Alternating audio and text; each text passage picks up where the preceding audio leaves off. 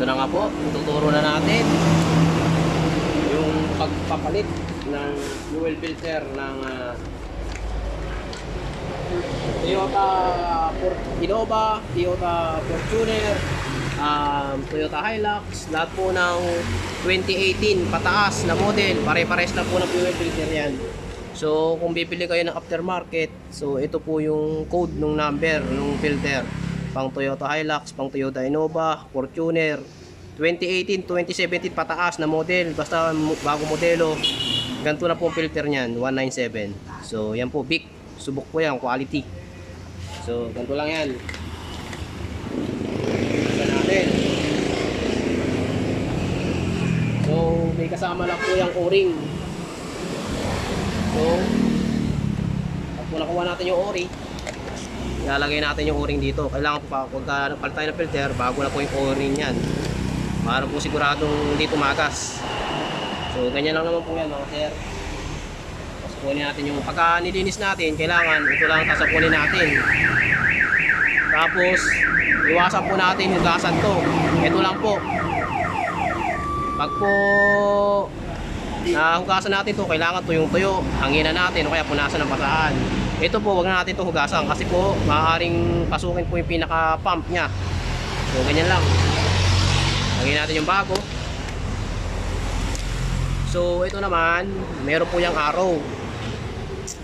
So yung arrow po na yan, diyan po natin itututok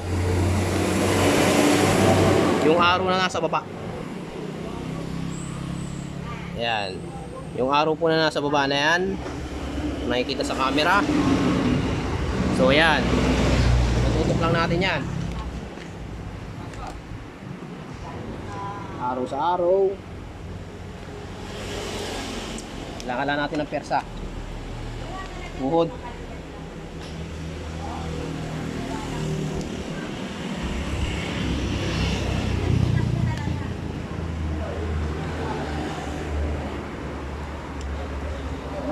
Lang ha.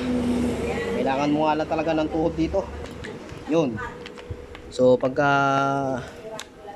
lumapat na, pwede mo na siyang higpitan pa-clockwise. So ang tamang higpit nito, itututok mo lang din sa arrow, itong pinaka-arrow nung lock. Yan na. Yan na ang tamang higpit niyan mga sir. So kailangan nakatutok sa arrow. Teka, sumubra tayo. Yun. So kailangan nakatutok yung arrow. Yung arrow sa baba, arrow sa taas.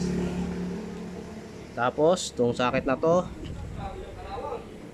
ikukunik mo lang yan dito sir, sa ilalim. Yan. Natin may pasok na. Yun lang.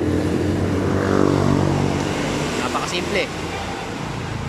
Sana makatulong. Yun lang. Thank you.